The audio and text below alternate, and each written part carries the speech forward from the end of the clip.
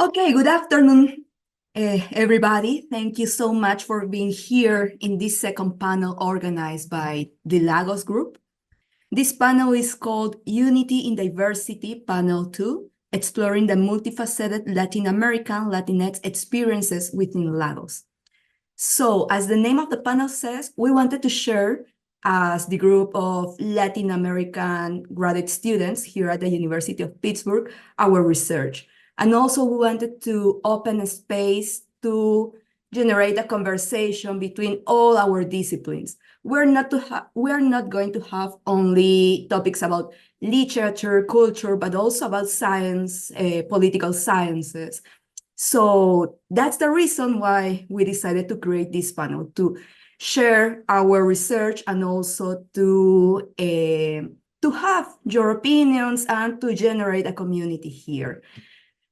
So today we have 5 members of our community. The first one who is going to present is Lissette Escariz. The second one is Delmaliz Barreto. The third one is Oscar Zapata. The fourth one, Leonardo Urrea. And finally, I'm going to present.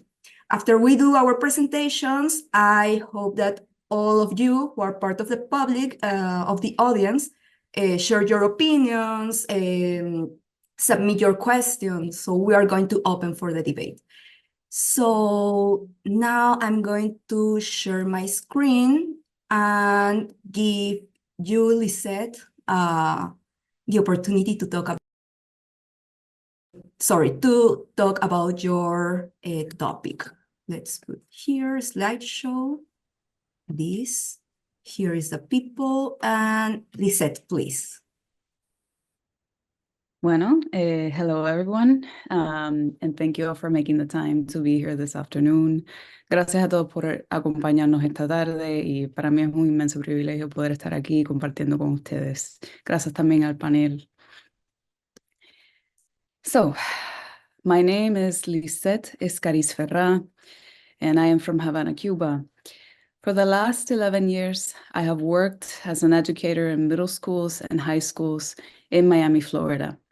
At the University of Maryland, College Park, where I did my master's in English and Gender Studies, I also received an extensive pedagogical training specifically for teaching composition and rhetoric to first-year undergraduates. Finally, at the University of Pittsburgh, I have taught various seminars in composition, introduction to literature, literature of the Americas, and I am currently a teaching assistant in the Africana Studies department.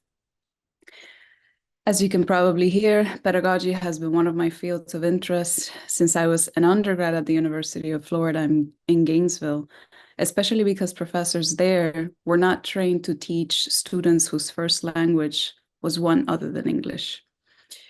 Out of this experience, my curiosity for the history of pedagogical methods was born, and it continues to inform my work today. My research interests lie in the intersection of Latinx and Caribbean literature, post-colonial studies, and the cultural history of the senses. More specifically, I am interested in the ways the human senses have gained or lost importance in the process of knowledge production throughout the history of the West. For example, one thing I do in my work is trace how the sense of smell is aestheticized into an anti-colonial and or anti-racist instrument in response to cultural legacies of imperialism in the Caribbean and its diaspora. This project prompts me to historicize the relationship between colonial power and the sense of smell to begin illuminating how Western hierarchies of the senses inform cultural notions of civilization, race, class, gender, and sexuality in the Caribbean and Latin America. Some of the current questions that I am researching include: how does post-colonial studies benefit from the intersection of smell studies in Caribbean and Latinx literature? What Western epistemologies are deconstructed in Caribbean and Latinx literature through the instrumentalization of an aesthetic of smell? How has power historically informed cultural notions and hierarchies of the senses in order to discipline Latinx and Caribbean people into socially constructed identity categories?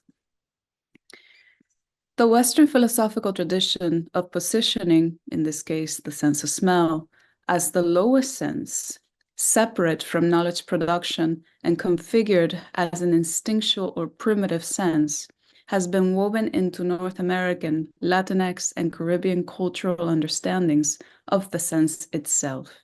And therefore, we can observe writers from the Caribbean, from Latin America and its diaspora, functioning under an understanding of smell as such, as a sense that can detect the true nature of places, racialized communities, and genders.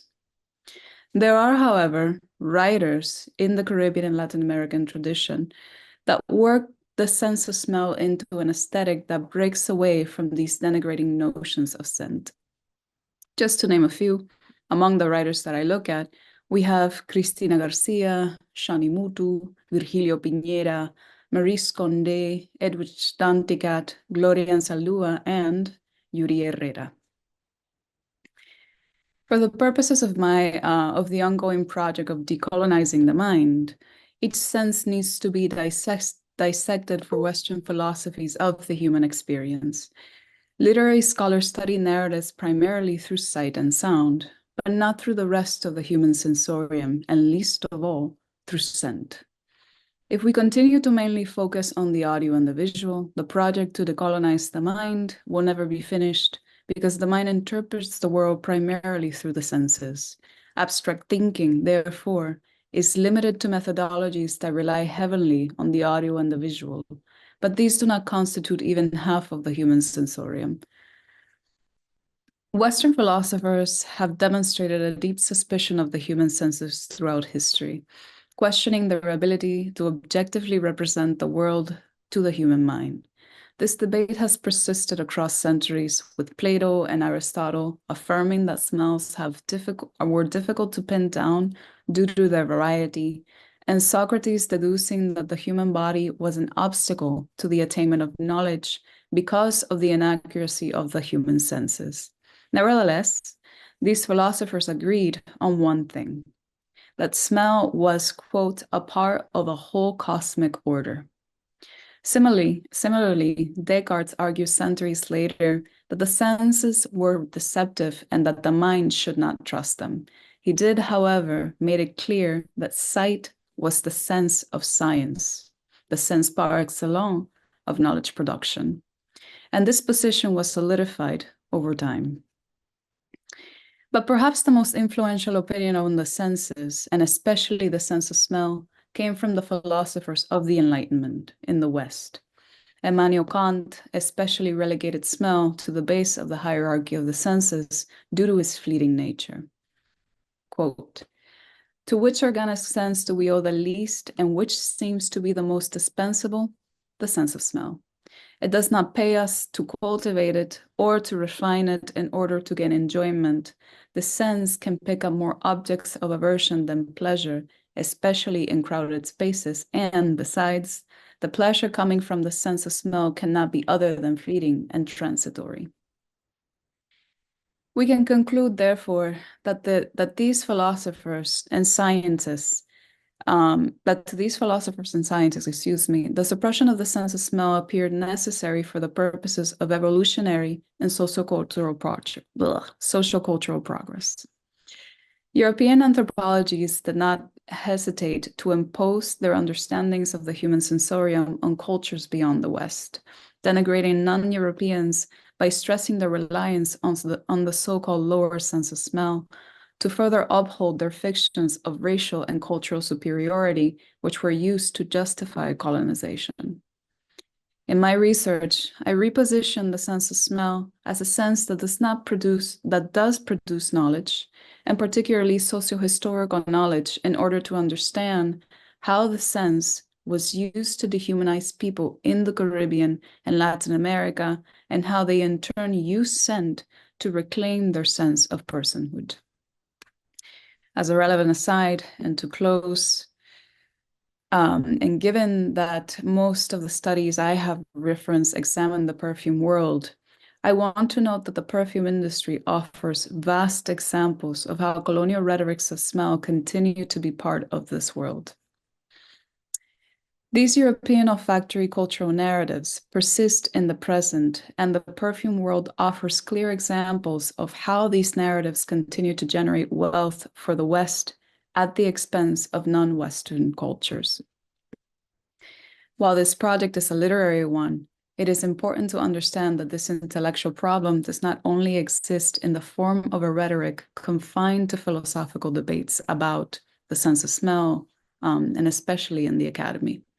The legacy of colonialism that orientalized smells for the purposes of creating cultural capita persists in our globalized economy.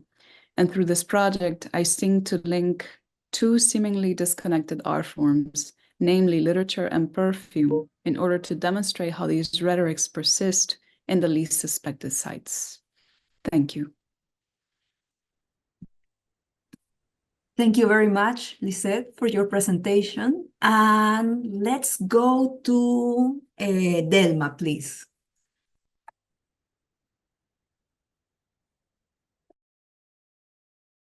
So, hi everyone. My name is Delmaliz Vazquez, and I'm Lagos content creator. I was born and raised in Puerto Rico. I did my master's in cellular and molecular biology at the University of Puerto Rico, Rio Piedras campus. And here, my research was focused on bioremediation and microbiology. I worked on developing a urine recycling system using Proteus vulgaris bacteria to ultimately sustain long-term operations at the International Space Station.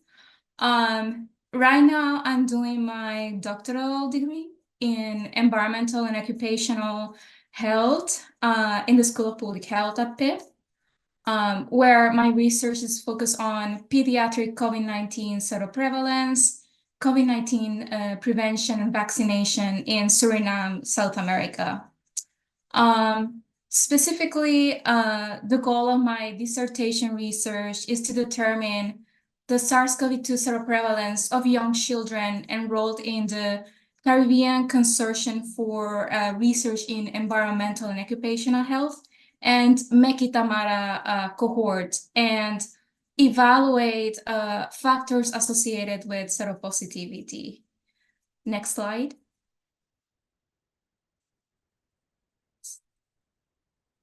So on the summer of 2022, I was awarded with the Global Health UJMT Fogarty Fellowship to do field work as part of my dissertation research in Suriname. Here I lived in the capital city of Paramaribo for about 8 months. And living in Suriname, I got to appreciate and understand the diverse cultures and communities living there. I'll say Suriname is so rich. So you will see different ethnicities together. For example, Hindustani, Javanese and Chinese descendants, Creole, Maroon, indigenous folks, Latinos, mostly Brazilians and Cubans, and Caucasians, most of whom are from the Netherlands. Yes, Suriname was a Dutch colony. Aside from that, Suriname has a lot of languages. The native language is Dutch, but also Suriname Tongo or Surinamese, which is the Creole language, and also many regional indigenous and Maroon-based languages. The cuisine is amazing, and it reflects the mix of cultures in Suriname. In the photo, like you can see the local kui fish delicacy, which is prepared with curry and other spices. It was my absolute favorite. And then on the next photo to the right, you'll see a group of people or hashers venturing through the Blackwater Creek or Black Awatra. It's how they call in Suriname Tongo. So joining the hash and other local events allowed me to connect with the community and also hear the stories, which were very, very fun. Aside from that, I joined a summer course about local public health threats with Dean Maureen Lichtbell, Dr. Abdul Wahid, and undergrads. This was in Suriname. And during that time, we visited several health and public health institutions, including the National Laboratory of Suriname, like in the photo to the right, and the academic hospital in the capital city of Paramaribo. Here, we met local experts on different public health areas, including COVID-19, surveillance and prevention, and they explain the reality during the pandemic, the COVID-19 pandemic in Suriname. Community connection, I'm going to talk about this. So in Suriname, like in many low-income countries, they had challenges regarding COVID-19 surveillance, communication between authorities and the community or lay people. They have a limited healthcare during the lockdown. They had also challenges regarding vaccination acceptance, vaccine access, and storage and distribution. So my dissertation research aims to explore some of these challenges via a maternal questionnaire and collection of children blood spots. So I'll say the main contribution of my research is, like I said, to determine the SARS-CoV-2 seroprevalence in young children from the Creole cohort and identify potential factors that could be associated with seropositivity. This includes history of COVID-19 of the family, protection practices, vaccination attitudes, etc. So the results of this project, I'll say, are crucial to improve the COVID-19 serology surveillance of the pediatric population and address district-specific gaps and COVID-19 vaccination acceptance. And it also could inform local entities, including the Ministry of Health, who oversees the health of coastal populations, the Perisur initiatives, which is located in the capital city of Paramaribo, and they focus on develop and implementing programs to improve maternal and child care, and also the Creole and Mequita Mara cohort. I want to truly thanks to all the team that contributed to the research project, especially all families, mothers, and children who participated in the study. And I'm immensely grateful for their time, patience, and also contribution to science, because they are contributing in their own way. To the local recruiters, the local coordinator of the Mequita Mara cohort, Dr. Anisma Gukul, Gimra, Nisha, Charles, and Lilian. The recruiters were the best team ever. I learned so much from them. Dr. Ramjatan, rest in peace. She was the one that showed me the reality of COVID-19. She was the COVID-19 coordinator of District 8 of the Regional Health Services in Suriname. The director, Radesh Ori, which is or was, I'm not sure right now, the acting head of the epidemiology at the BOG. And I have a lot of mentors, my team of mentors, The local ones, Dr. Wilco Silmans, Dr. Ashna Hindari Mohangu. Also my US-based mentors, Dean Maureen Lichtfeld, Dr. Ernesto Marquez, Dr. Firoz Abdul Wahid, Dr. Hannah Covert, Dr. Arti Shankar, and Dr. Janine Vulkanish. Thank you so much. That will be all. Thank you, Delma, for your presentation. And let's go to Oscar, please. Thank you, Alexandra. So just kind of like echoing what happened in the first on the first session and like Delma presentation. I'm gonna like do 3 parts. First, I'm gonna talk a little bit about my upbringing, a little bit of my like professional career. Then I'm gonna talk a little bit about like the project I'm currently working on, which is my dissertation, and finally a little bit about like the community engagement I've been doing through my work. Yes, beautiful girl, Delma says like in the messages. Yeah, that was incredible, Delma. Thank you so much for sharing. First of all, I would like to start my presentation acknowledging that the University of Pittsburgh occupies ancestral lands of the Adena culture, the Hopewell culture, the Seneca, and the Monongahela culture.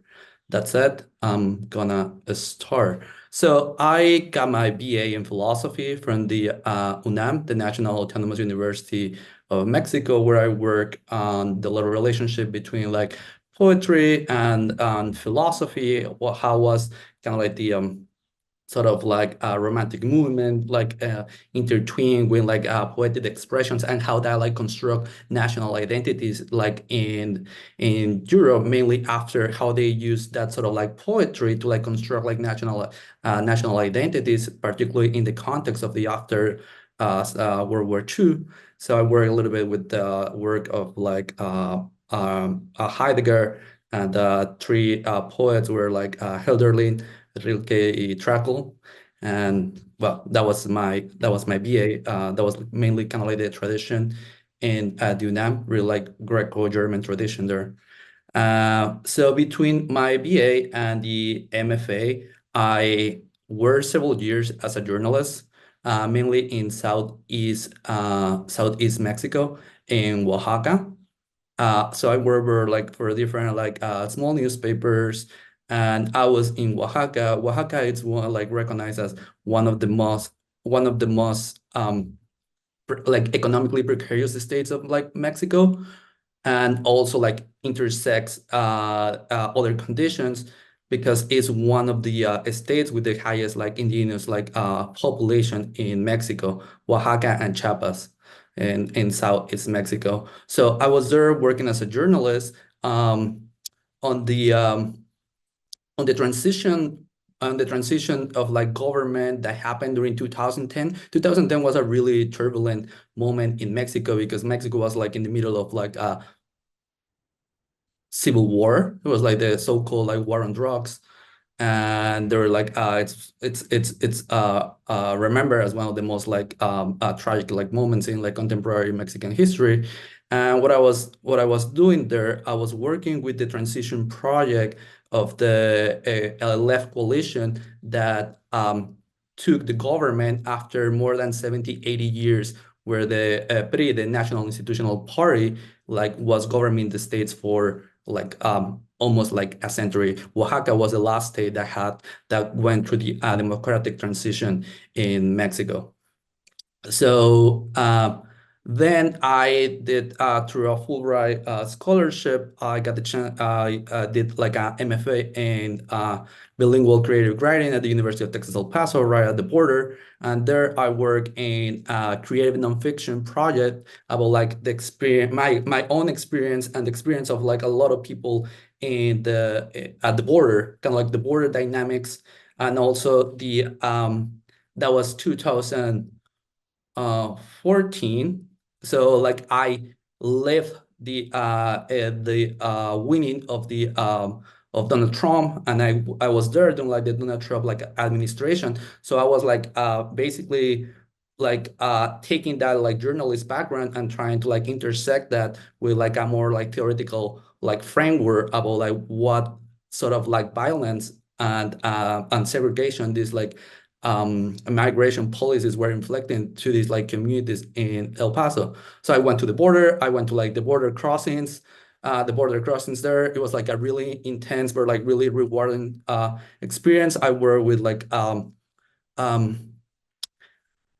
Catholic organization who like brought shelter to like a lot of like migrants, Casa Anunciación. Now I don't know if you know like know what's going on right now in the south border, but like Casa Anunciación, it's being sued by the Texas government for helping migrants. So that was my experience there. And finally, so like in the upper right corner, you can see like that picture, which I think it's pretty cool. It's like in Arizona, in Texas, you can see this sort of like advertising. Like I'm gonna read it for you to see like how violent this like the daily life narrative is for a lot of us, like a lot of like migrants. It says like, "Not trespassing. Are you going to listen to me in English, or do I have to speak to you in 12 gate or gout?" Like I don't know how to say it, but 12 gate is basically how you describe a type of like shotgun. So like these signs that you can find on like the convenience stores is like the signs are like people who like held on their backyards, right? To especially like those like really like close to the border. So, and well, right now I'm a PhD candidate at the Hispanic Language and Linguistics Department here at the University of Pittsburgh. And my project is like questioning Mexicanidad, Mexicanness, basically, trans-Pacific approach to race, nation, and Chinese diasporas in Mexico cultural production. And basically what like it's echoing like the work I've been doing like in past years. I'm interested in how the national identity is constructed vis-a-vis geopolitical like transformations and like power dynamics in a more like complex global scale. And these other pictures you see like right next to the one with the hat, it's my grandma. My grandma, I recently present about like my grandma is an indigenous woman from Puebla, a small town in northern Mexico, who worked for decades as the domestic worker, nanny, effective labor support for a well-known Latin Americanist and like a scholar family in Mexico, which is like the picture in the background. So yeah, since like I been like acknowledge that family story, trying to like problematize or challenge kind of like the notions of national identity. Can we go to the next slide? So basically what I'm doing in my project, I feel like the trans-Pacific studies, especially the ones that are like putting together Latin America and Mexico, have explored kind of like this historical intersection between the national building project and the eugenic narratives of mestizaje.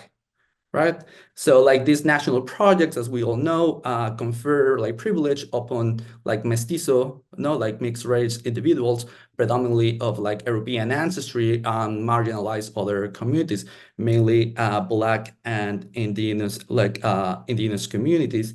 And in recent years, especially in like Asian American studies, also like in some like anthropology studies in Mexico, there is like an interest to like think and challenge the notions of like national identity beyond Blackness and indigeneity, and kind of like highlight the importance and the influence that the Asian communities have had in the Americas, particularly in Mexico. So my research kind of like contributes to this discussion by challenging the notions of like the contours of like the limits of national identity of like Mexicanness, Mexicanidad, and try to like enrich our understanding of the kind of like the like really diverse cultural and ethnic landscape of Mexico. Like you can see there, like that's some of the films. So I'm trying to scrutinize and putting together a really diverse corpus of like cultural productions. So I engage with like the films you can see like on the screen, but also engage with like comic books. This is El Peso Hero. There's a superhero created by a Mexican-American like author at the border, and this like superhero can like travels in time or like go to like places where like migrants are like suffering like violence for the government, and they like engage with that. And in one of the numbers of this like one of the adventures of this hero like engage with El Comandante Chun, which is like a Chinese Mexican like superhero, that probably the first Chinese Mexican superhero that we know about. So I'm really interested in kind of like all this, how like all these materials kind of like dialogue between each other and challenge like, yes, the idea of like national identity, but also like the way like disciplines and mostly like area studies are constructed, right? I think like I'm echoing a little bit like what Lissette was saying. It's basically like the way like disciplines like Latin American studies, like Asian studies, or like Mexican studies, or like American studies, like this sort of like Cold War like, you know, like framing like of the world, like on the cultures. It's like highly problematic when we recognize like the in this case like Mexican or Latin American identity is a really like diverse and really like heterogeneous kind of like a mixture. So that's basically what I'm doing. I'm like using game in like a lot of different like supports, film, comic books, as I told you, novels. So yeah, that's basically like my work. And like at the end, like I'm trying to like explore what some authors have called the Asia Latin America like solidarity. So I think like it's a really interesting. It gives us like a lot of like ideas, a lot of like possibilities to think about like intellectual and political and cultural exchanges if we kind of like challenge this like Western perspective of like thinking the Atlantic and kind of shift our perspective or our, you know, methodological, epistemological, ontological perspective to the Pacific, and explore those connections in the midst of like as we all know, the kind of like the change of the global geopolitics. Can we move to the next one? Thank you. So, and this, like in this like last one, I just want to talk about like some of the stuff. So one of the things I mean like I notice on my work, or one of the experiences I found challenging in Pittsburgh, especially because I was here during the pandemic. It was kind of like the lack of like connection among like the Latinx or the Latin American community, but also how the projects that being like developed by some of like colleagues and some people like in Latin American studies were completely disconnected from the local communities. From the local communities in the Pittsburgh area. So one of the things I did like in like 2021, it was I work with Casa San Jose. You can see like in this picture here, and I get to know more about kind of like the local Latinx communities, and I engage in a project about like brown futures, how we can use like storytelling and like speculative fiction to help, you know, Latinx communities to like not only survive but like to thrive in this area. And that experience like put me in contact with a lot of like Mexican families that like for many reasons emigrate to like this part of like Pitt, this part of Pennsylvania, which compared to like other parts like Ohio or Illinois, they cannot like have no many Mexican or Latin American population for many reasons. One of them is like Pennsylvania is still like one of the few states that requires like proof of residency to get a driver license. So, and like a lot of organizations have been fighting that for a really long time. So one of the things I did after that like experience, like I engaged with like a public editor, like local editors and local newspapers, like this one. It's like the Pittsburgh Independent, and they put me like on the first page. So like I wrote like piece, a bilingual piece. Also, like it was like I highlight the importance to like make it bilingual. So it was a piece about like the local Mexican-owned restaurants and like and food trucks in the Pittsburgh area. So yeah, I get to know like so the piece it was about the food, but also about like the stories of these like Mexican families in the area. And yeah, it's like I don't know, it got some noise, and they like invited me to like speak at the City Cast Pittsburgh, which is like a local podcast about like activities in the Pittsburgh area. So that was like really interesting. And yeah, I just want to like close my intervention by saying that also like the role of like Lagos has been really important in like inform like my work and like my life as a scholar. And like in the left we can see like in the lower and the lower left like a picture like one of the first activities that are like interested in. I'm also a cyclist. I was interested in, he was trying to put like a bike ride together. So that's a picture of that. Probably that was in like 2021, 2022. And like it's been really rewarding to see how the organization how like evolve and get involved in like so many things. And now like on the right we have like the current board. And yeah, I just want to say that the work that like the organization has been done has been like crucial on my perspective, my academic and scholar perspective. And I'm really grateful that we have the chance and the opportunity to like share our stories and our work in the context of this like beautiful community. So yeah, that's it. Thank you so much. Thank you, Oscar, for your presentation and sharing all your research. And it's always a pleasure to listen to you and to talk about Asia, Latin America. Maybe we're going to talk more about it later. Now, please, Leonardo.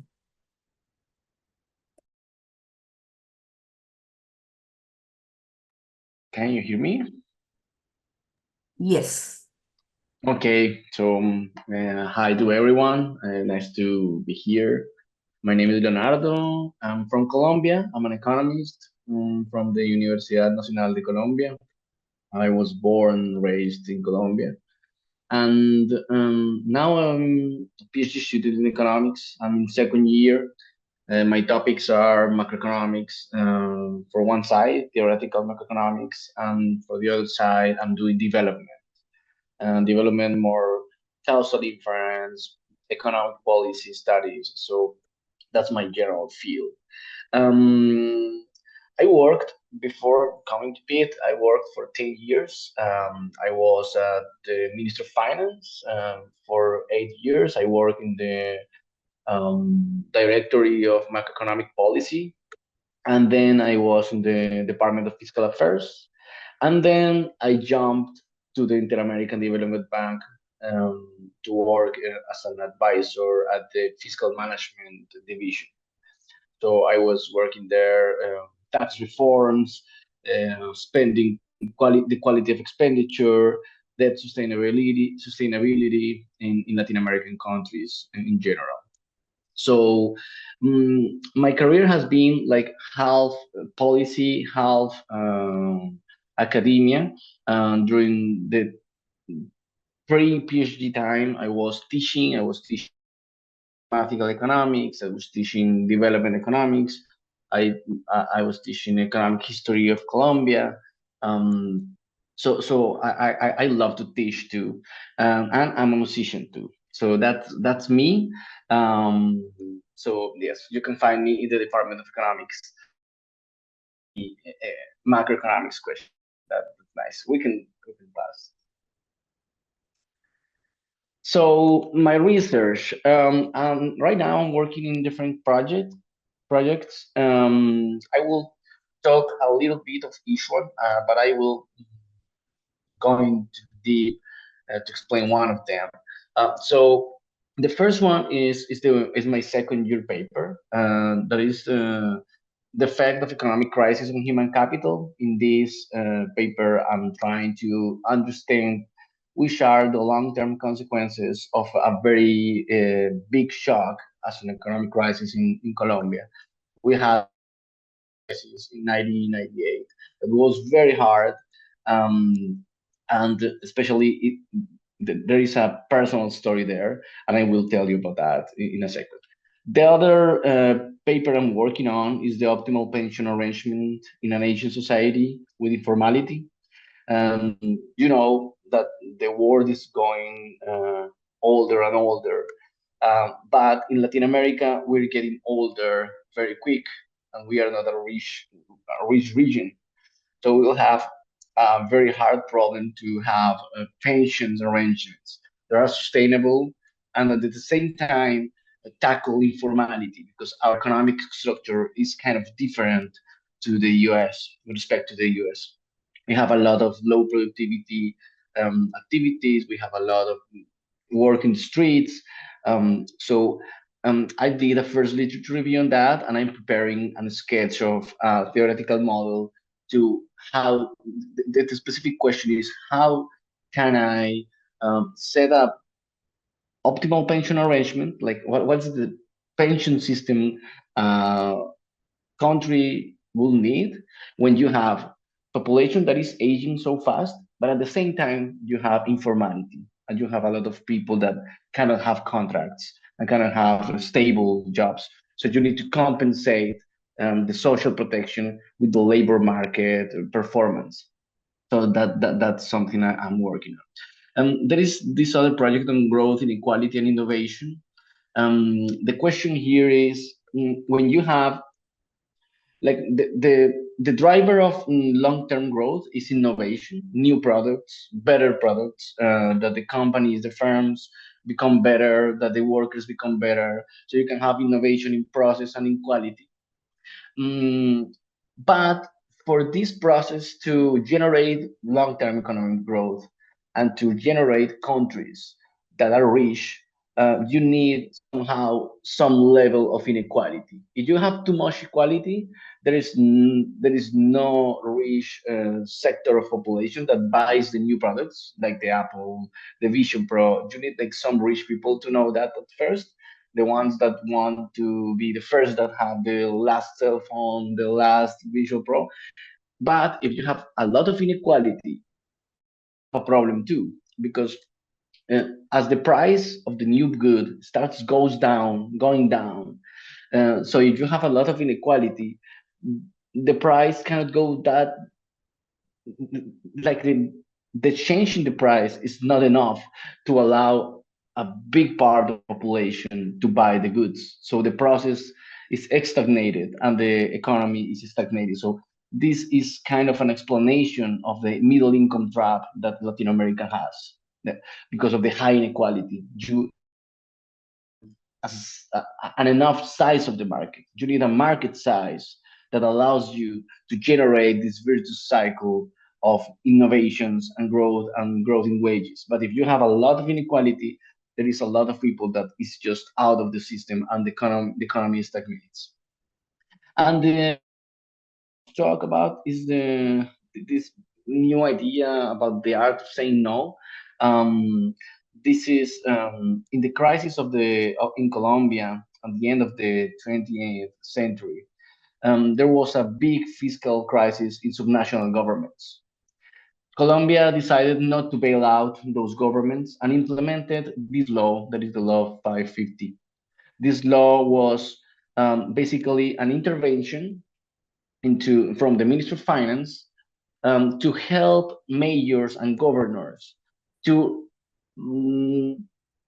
recover the fiscal health of the governments without generating economic crisis. So successful, but there is no impact evaluation of the program. So I'm trying to understand which entities were treated with this program of fiscal adjustment, because in economics there is a big debate about if the fiscal adjustment is good or bad for the economic growth, because a fiscal adjustment sometimes, you can see Argentina, sometimes requires to cut expenditures, and that maybe is not good for scholarships, for health, for education. So this is a very good case when we can see how to make fiscal adjustments and not generating an economic crisis. instead of that generating positive economic performance in the long term. So these are the four projects I'm working on. We can pass. This is the project I want to talk about a little bit more. This is the long-term consequences of economic crisis. So this is a sudden stop crisis in 2000, in 1999, 1998. This was not because of internal problems in Colombia. It was a product of the Asian financial crisis and the Russian crisis. It was basically a contagion effect that generated that the international investors were scared of investing in developing economies, and they just pulled the capital out of Colombia. I think we were not the only country affected by that, but I'm pretty sure that Colombia was. So this is kind of an exogenous or an external shock that allows me to see how many families and how was the reaction of outcomes in health of the babies, the newborns, and especially in kids, because the development stage from 0 to 5 years is very important for human development. So what I'm trying to evaluate is looking in the short term, what was the reaction? I have data on newborns, I have data on baby weight, on the eye, on the some indicators of health, and I will try to track this generation 20 years in the future and see if those kids, if that generation, that cohort, had better or worse outcomes in the future. What I'm finding now, I'm finding that instead of going of the weight going down as we expect on average, it's going up, and it's kind of weird. But when you look to mortality rates, I'm seeing that the mortality rate of newborns increased. It's increased a lot. So the crisis was so hard that the mortality, we have dead babies. Low weight, low skilled, low nurtured population in the long term. So that's kind of sad story. So I'm working on that. And of course, this is a result of not having a safety net in Colombia in that time. We did not have any cash transfer support for the family. So it would be a good evidence on the good policy of having safety nets. It doesn't matter how much it costs, because we can save lives in the long term. Because in economics there is a big debate about the cost of the policies. So we can go to the last one, Alexandra, please. So my work, as you could see, is mainly focused in how to transform Latin America in a high-income, high social mobility, and a sustainable region. This requires economic policy. That's why I make causal inference with policy evaluation, impact evaluation, and that with macroeconomic theory, because we need to understand what is the macro variables that we are interested in. So we need some special theory for our countries, because the theory is mainly it's for Europe and the United States, but we have very specific features that we need to take into account to theorize. And the impact of is very important, like to know what works, what doesn't. I think that policy based on evidence is something that we need to, that sometimes is very hard to do, but we need to try. We need to try because, policy debates are very hard. So inform those debates with good studies is a good thing for policy and for politics, and to enhance the debate, right? To get out of this polarization just of speeches, because the world is not changed by speeches; it's changed by actions. So that's the point. So I think that's all, Alexandra. Thank you very much, Leonardo, for presenting and sharing your research. And lastly, let's go with my presentation. So, hello, everybody. My name is Maria Alexandra Arana Blas, and I'm Peruvian. I'm a third-generation Chinese descendant, and I am a bachelor from the Pontificia Universidad Católica del Perú, and there I studied Hispanic literature with 1 year of exchange as an exchange student in the University of Bonn in Germany, also doing Romanistic studies, Romanistic studies. And there in Peru, my research focused on gender theory, LGBTQ literatures, specifically in the 90s and specifically in the zone of Peru. And I also did some work around oral literatures and performances, specifically doing some field work in some Andean communities in the zone of Ayacucho, and how the songs and the performances they did for a celebration in particular. So one of the things that I noticed when I was a bachelor student is that the topic around lesbianism in literature was not studied, or there was very few analysis around it. So I wanted to fill that gap in that moment. My original research was about gay literature in Peru in the 90s, because there was a boom of LGBTQ literature in the 90s, thanks to feminist movements, the emergence of the first LGBT political movements during the 80s. So naturally in the 90s, a boom in LGBT literature appeared. And so my first research was about gay literature. But when I was talking with one of my professors in my department, she told me that everybody studied that. And to be honest, when I read all the analysis, it was true. Everybody wanted to analyze about the construction of masculinity in Peruvian literature, the construction of the gay characters in Peruvian literature. But what about lesbianism? There was no research about that. So because of the influence of Dr. Susana Rice, I started that research.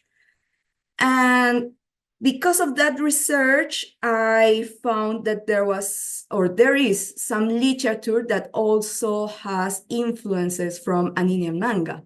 And of course, during my bachelor, I didn't develop that project in particular, because it was out of my scope. It was not in the 90s, it was after that. And well, following that,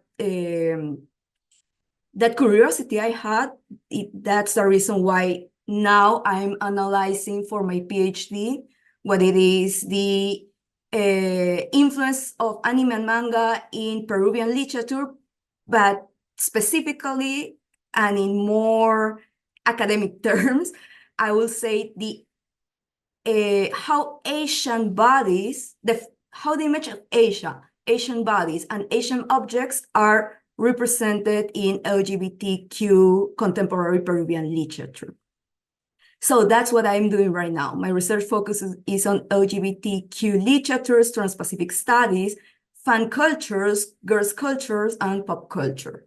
Because if we are going to analyze about anime and manga, we have also to see what's happening when it's received in the Latin American context.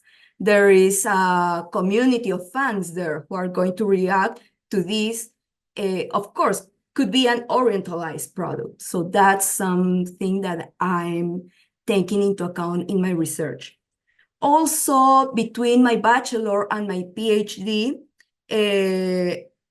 I've been teaching. I used to be a professor in my university in Peru, in the Pontificia Universidad Católica del Perú, and I was teaching undergrads And I also, since 2015, I've been writing and working with online magazines, specifically centered on anime and manga and also LGBT communities.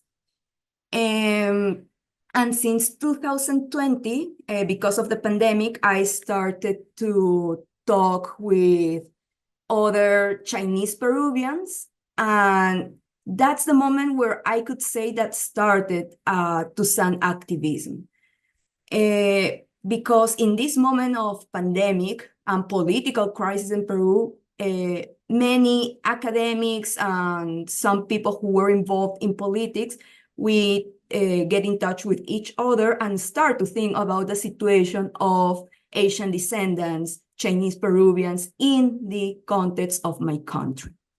So that's my presentation, the first step.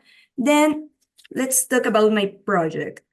So many of the topics of my project, I would say that my PhD research right now is inserted in a more wider project that is the activism and fan cultures in Peru, and specifically otaku culture, otaku fan culture in Peru. So yeah, let's take into account that in 2020, there was COVID, of course, in Peru. All Latin America was affected because of that.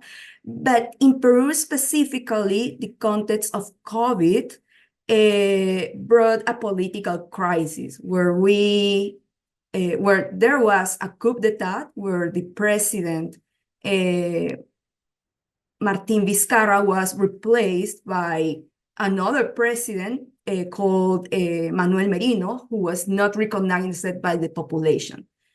And during those days of his presidency of Manuel Merino, there was some protest against him. We have, for example, here at the bottom right, one of the photos of the protest. Many people confronted the police. Confronted the police, and there was some direct confrontation. In that moment, we saw many fan communities protesting against the government. For example, the ones who were in the front were skaters and soccer fans. And also, it's not in this photo, well, not in this photo, but in top of that one, the girl who has a placard there that says Shinzo Sasagayo por el Perú. Yeah, so she's an otaku, she's a fan of anime and manga, and she participated during the protest. And she's using anime and manga imaginary, also cosplaying there, to transmit her dissatisfaction towards the situation in Peru during COVID, the political instability, and also saying that she doesn't agree with Manuel Merino being there as a de facto president.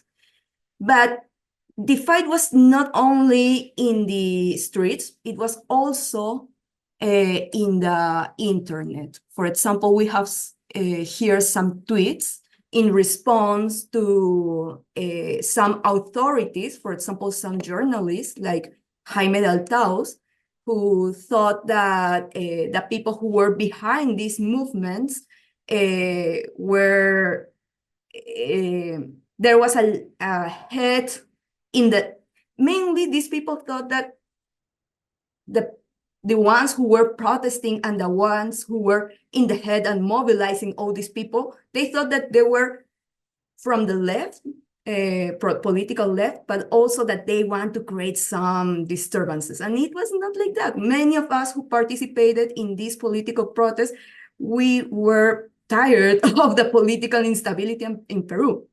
So also in Peru, when they bring this discourse about the left, immediately they say that it's work of terrorism, because we have this bad connection in Peru between the left and terrorism, and people think that they are connected. So It started what we call in Peru a terruqueo, and against this terruqueo, many people on the internet start to respond, and also they start to, in some sense, to troll to these people online by saying, who is the head of this mobilization? And some other person in the internet, in a response in the tweet, says, oh, it's this character from anime and manga. So that moment, it started like a political mobilization from some fanatics of anime and manga, and they started to link this fanatism towards anime, manga, and Asian pop culture products with a political consciousness, a consciousness that they, as a fan, you can also have a notion of what it is to be a citizen, what implies to have political participation in society. So that's something very interesting for me, how a product that is not originally from Latin America, but it's from Asia, can help some fans to develop political agency. And Peru is not the only example of this. We can also see examples in Chile, where some people went to the streets with cosplay. And also there are some interesting examples during the Black Lives Matter here in the United States, where there was the government used internet as a way of surveillance, and specifically Twitter, they use it to surveil the population and what people participated in these protests, to suppress them. And the K-popers or fans of K-pop use this same space, Twitter, to confront the authorities and to put stop to this surveillance by using hashtags. So that's one of my projects, parallel projects for my thesis. And because of that, because of this, I would say, political consciousness that people gain through anime and manga and pop culture products in general, is that I'm analyzing also how in some spaces, and specifically LGBTQ spaces, how they assimilated and use anime and manga imaginary, and what does this product mean to them, and how it influences their production, cultural production. It could be like performances, like the one here that we see at the top right, with the artist that is called Gia Lujuria, who is doing a performance, but also she's cosplaying the anime character of Oscar from The Rose of Versailles. And she also do some literary production, and that's one of the works that I'm analyzing for my corpus in my thesis. So yeah, that's my research right now. So from the topic that I'm doing right now for my thesis, that is Asia in contemporary LGBTQ literature, Peruvian literature, I want to understand what are fans doing with products, Asian products in general. So step by step, my goal is this one: activism and fan cultures in Peru. And for that also, as Oscar said, the Trans-Pacific studies are an important tool to see the solidarities between these two regions, and not to see them as two separate things. And also to question some of the epistemologies that we get from the West specifically, and what type of connection and dialogues can be established if we see how one product from the Asian region is used in Latin America. And the other one, my community connection the community connection. So most of my work is not only academic scholar. I also work in, I would say, journalism and activism, specifically or especially because in Peru, what it is, studies based on popular culture is very contemporary.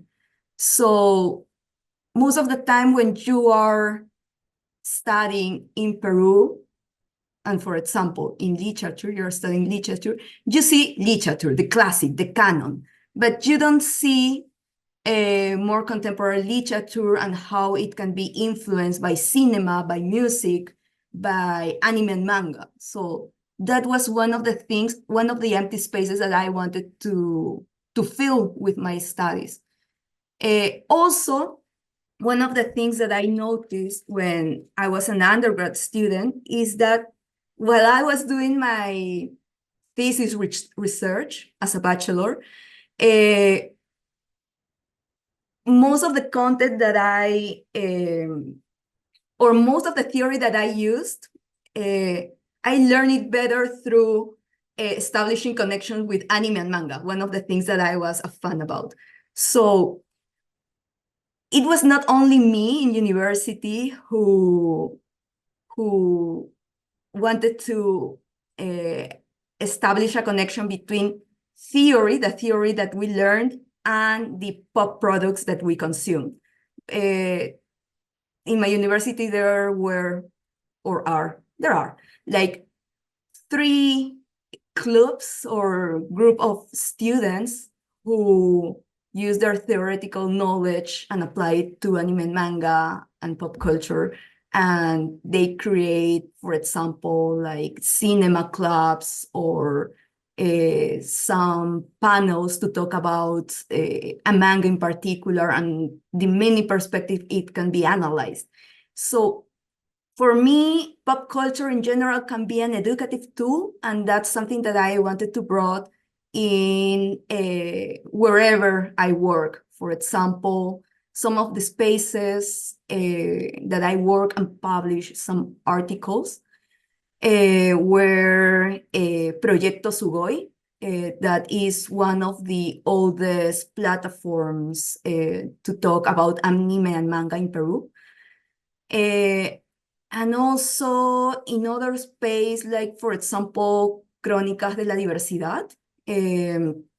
Also, it's a LGBT platform where, yeah, they try to make visible the work of other LGBTQ artists in Peru. And because my focus of research is anime, manga, and visual narratives, I started to work with them and try to see what's the visual and comic production in Peru connecting with LGBTQ topics. Also, it's very interesting, and we should acknowledge how in recent years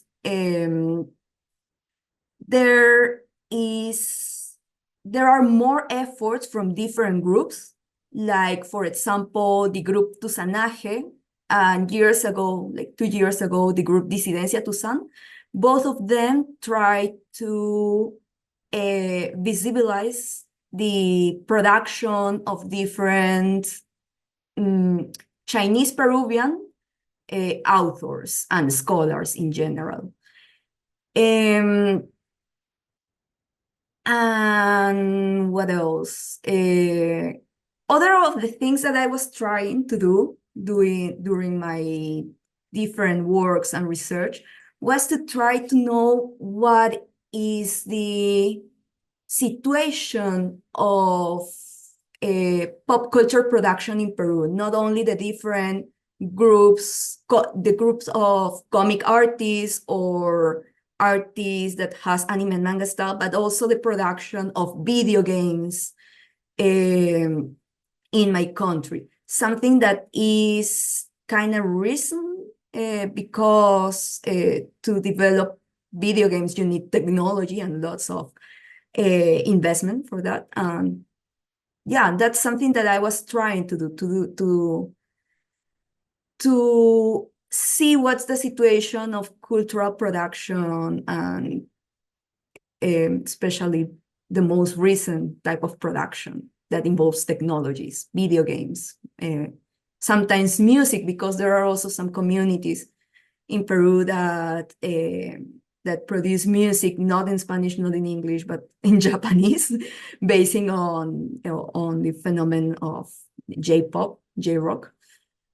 And because all that, yeah, I was working with all this group and try to create an easier path for many of the people from humanities who are interested in these topics and not only interested in knowing about Peruvian literature, Latin American literature, but its connection with other places, Asia, sometimes also with American literature, American production, European one. That's something that I would say that we need most in my country, or maybe in my university, I don't know. But this type of connections, to establish connection and don't see it as a regional thing. Again, to return to what Lissette and Oscar were saying, we have this problem not only in the United States, but also in Latin America, that it's very regional, our topics of research and our studies most of the time. So yeah, that's all from me. Thank you very much. And I think that we can pass to the section of questions. We can open mics, and please. Jennifer. Yes, I was about to write my question on the chat because I have to go to a class. But yeah, thank you so much. This panel was really diverse. I really like all of your presentations and all the connection between your activism, your work as teachers or professors, and yeah, all the background that you show, exchange programs, and yeah, the connection with your countries and other continents as well. So my question is this: how do you see, or how do you envision, or how do you, I don't know, use your positionality, or what type of positionality you have or you bring into whatever stage of your research? And maybe Lissette can start because she said that she had to do something. I don't know. And thank you. So Jennifer, just to to confirm, the question is how we use our positionality to engage with our research. Did I get that correct? Yeah. Like, what is your positionality, or how do you understand your own positionality in whatever stage of your research? Well, I think that being in the academy is a very privileged position to be in. We have the resources, we have the, as more tools here. I think that just coming from Cuba, where there's a lot of censorship, I think about the ways, I think a little bit differently. I start looking at the nitty-gritty of things, and I notice very, very like particular, I would say maybe small details, like for example, in my case, scent, which is an overlooked, highly overlooked aesthetic in literature. And really thinking about what it can do. And also coming from the Caribbean, studying Latinx literature, US multi-ethnic literature, and thinking about the ways that these literatures respond to these colonial legacies. I think that the optic that I have as a Cuban really makes me see just different ways that people resist epistemological violence. through literature, through philosophy. And also, I would say, as a person, I do identify just as a person. I don't use pronouns. I think from that lens as well, I can begin to think about how in Latin America we construct identity via our senses, and of course, scent, which is a highly, influenced gender notion, right? So I'm not sure if that gets at your question, but I hope it does. Yes, thank you. Who wants to go next to answer, Jennifer? I as an economist, I can answer something. I think that we come from a very unequal society. Like Latin America is one of the features of Latin American countries is that we have a very unequal society, not just in income, but in general of opportunities. Opportunities mean the fairness of the procedure, like to each position you need like objective things. That's not true in our countries. And the objectivity of the opportunity, like having the opportunity of learn or to choose. And we come from very unequal society. So I think that we are very privileged. And for example, I, as an economist that had the privilege of being here, I feel indebted with the region and to produce research.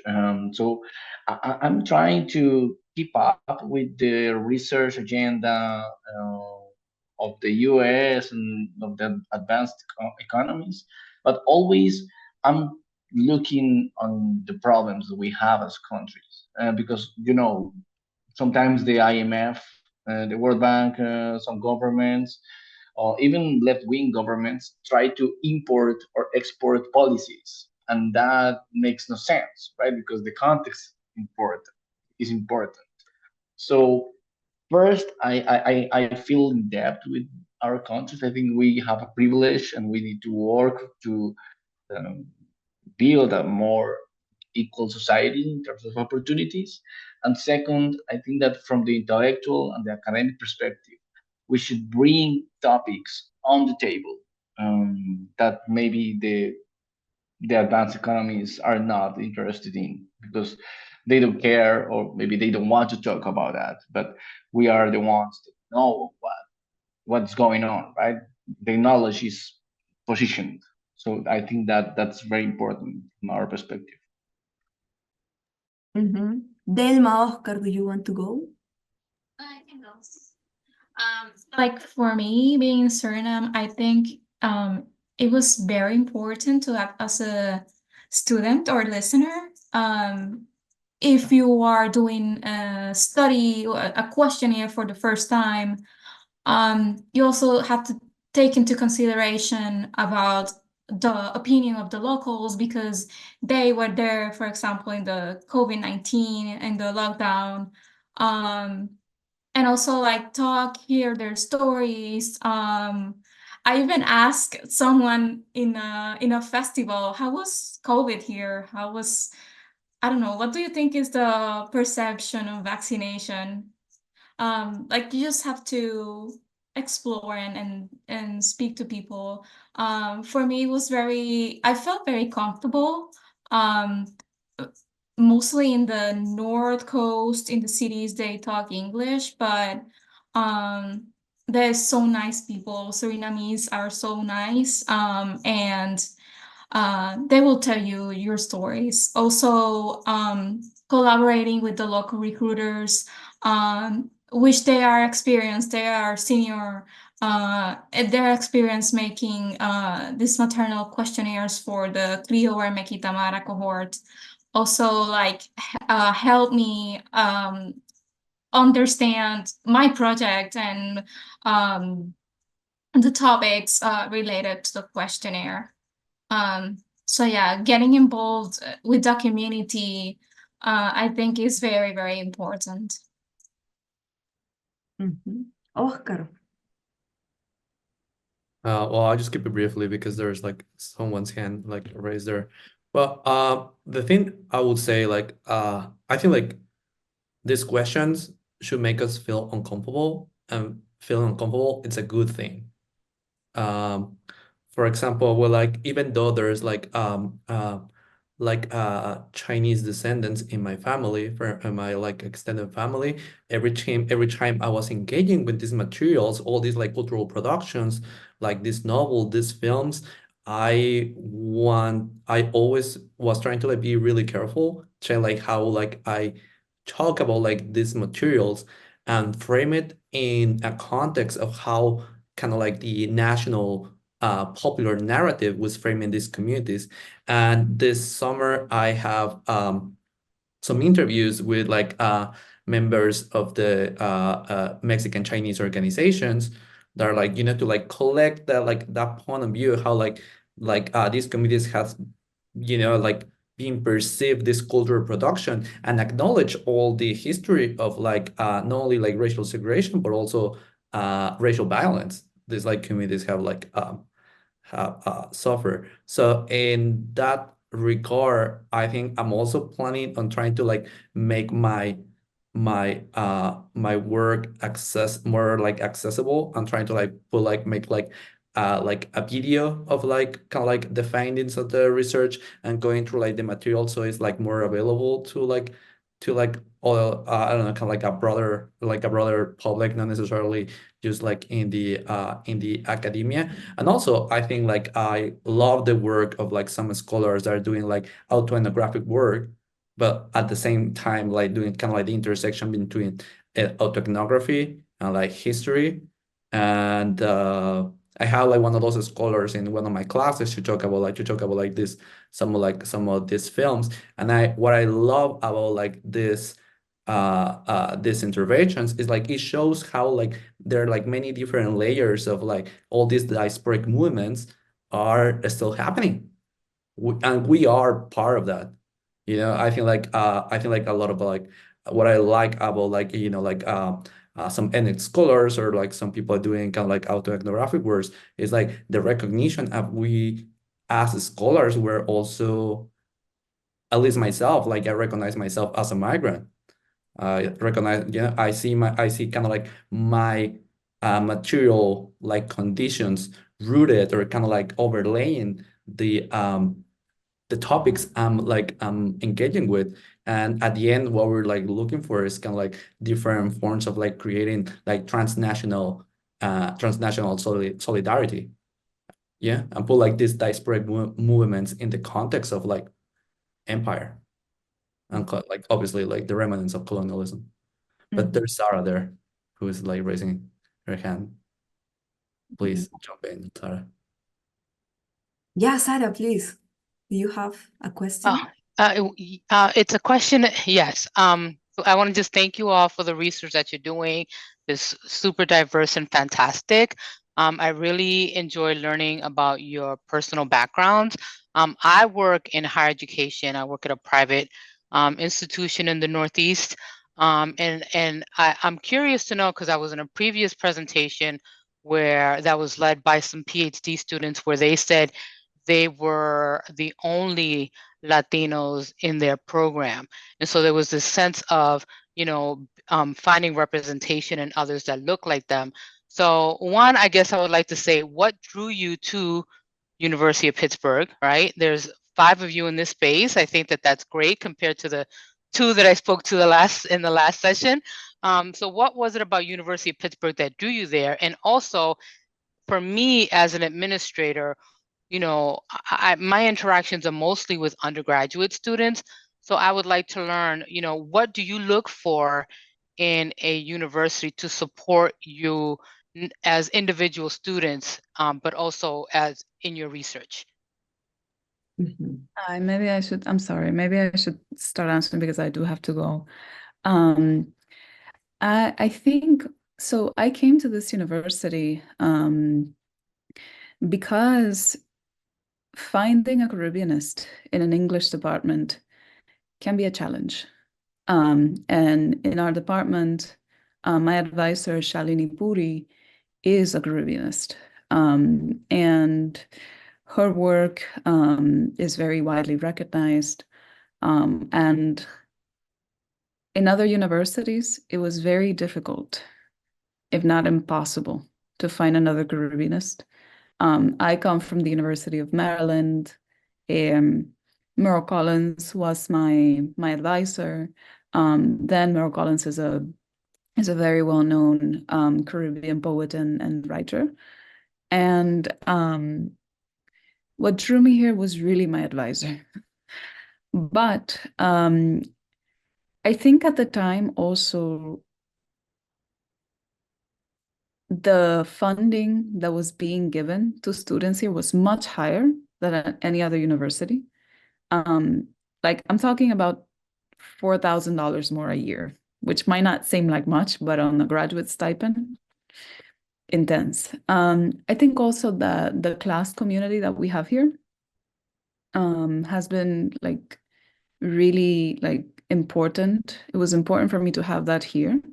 And also to have a Hispanic languages department that I had access to, because it's at the time when I applied and I got accepted, this was in 2018, language departments were struggling. So those are some of the things that drew me in here. I just want to thank everybody for this wonderful panel. And I would love to keep talking to you all afterwards. I have to go, but again, wonderful job, guys. I'm very proud and very happy. Thank you, Lissette, for being here. And to answer your question, Sarah, I don't know how many more minutes we have, Matt. I think that we end in 2 minutes, but just to answer you, Sarah, quickly. The same as Lissette, it was the professor who were working here in my department. My interests are in LGBTQ literatures and in Trans-Pacific relations. So the two professors who are here in the university. LGBTQ literatures you can see in many places here in the United States because it's an important topic here, especially if you want to see it in relation with Latin American literatures. Most of the literary, theoretical theory corpus of this topic in particular, you find it here in the United States. So it's a popular topic in many universities. But this point in specific of Trans-Pacific studies is being popular in recent years. And for example, in New York, there's one university there, but in the time I was applying, the professor was not there, the one of Trans-Pacific Studies. Here in Pittsburgh, they had it. And to relate it with the question of Jennifer, the thing about positionality. So for me, it's very important as a Peruvian scholar who grew up in a context where there was not many theory production about lesbianism or bisexual people, and not about Chinese Peruvian descendants, or what we call Tusanidad, or the Tusan community. So I decided to develop these topics. One possibility for me was only to develop LGBT topics, but for me, this thing about the relationship between Asia and Latin America was vital, very important in the moment that I decided to begin my PhD studies. So that's the reason why I decided here. And also, when I was here, I discovered this community of other Latinx people that is not only in my department, because the Department of Hispanic Languages and Literatures, most of the times we are from Latin America or Central America. But yeah, there is a big community of Latinx people outside of my department, and that's something very, very, very good, very interesting also for me, because we establish connection with people from these different disciplines, and that's valuable. Matt, sorry, I don't know how many minutes we have, or if we have to close this panel. And Sarah, just like briefly, like just like compliment that answer. Well, Matt like kick us out. I think like the conditions for like the Latinx population at the University of Pittsburgh and many other universities could like improve. Like I think like it's not like uncommon to like be in like in a classroom or be like on the space where you are the only like brown person in the space. We do not have like many staff members or like people in higher kind of like administrative positions that are Latinos or they identify themselves as Latinx. So I think like that's problematic because we do not have like people in higher positions that are sort of like are aware of our needs as a population. And I think like there's like a growing number of like undergrads and students are like looking for courses that are like, engaged with Latin America, the courses that are engaged with like Latinx studies, like Chicana studies, with ethnic studies, and there are not many to be honest. So I think we need to also I think like it's also about like material conditions, not only about like like the research topics are always there, but it's all about material conditions, having like people who represent us in kind of like in like key places in the university. And so yeah, and like the students are asking for that. So I think like that's something like as a community, I think we need to like work together to like find that representation in different spaces. I don't know if Delma, Leonardo, do you want to add something to Sarah's question? I just want to add that I'm the first Colombian studying the PhD at the Department of Economics here at Pitt. That's kind of weird. So I think that there's a lot of people think that they cannot apply, they cannot they present themselves like, and the ones that present have not the qualifications. So that's my point of the inequality of opportunities. So maybe you want to study a PhD, but you didn't have the opportunity to have training. So I think we should make more work to closing gaps, even by ourselves, right? To give some advice. I'm trying to give advice to universities in Colombia to how to apply. Like, how's the game? Because there are people that don't have the connections. So it's very hard to guess which are the rules, because you don't have the connections. And in a high inequality society, there's people that is just disconnected from the forms, from the language, even from the opportunities. So I think that we need to be very conscious about that, because we are here because we were in the right place at some moment. We were born in the right place. Maybe it's not merit, maybe it's just luck. So that's the tragedy of the society now, right?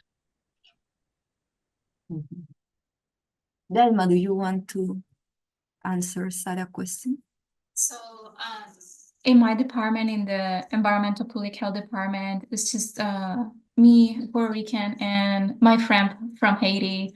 Like we are the only ones. I really wanted to do research, international research, and I found the opportunity in Suriname, which was amazing. And I felt actually more comfortable in Suriname than in Pittsburgh. I arrived into pandemic in 2020, and it was very like difficult to like getting used to like living in Pittsburgh. So I felt more comfortable in Suriname, and I'm very happy that I found that opportunity there.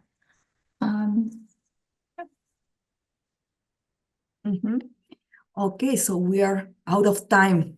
Thank you very much, everyone, for being here. Thank you very much for our panelists for accepting being here and sharing your experiences and your research. Thank you to the Latinx Connect for opening also this space. Yeah, with this, we close the panel. Thank you very much.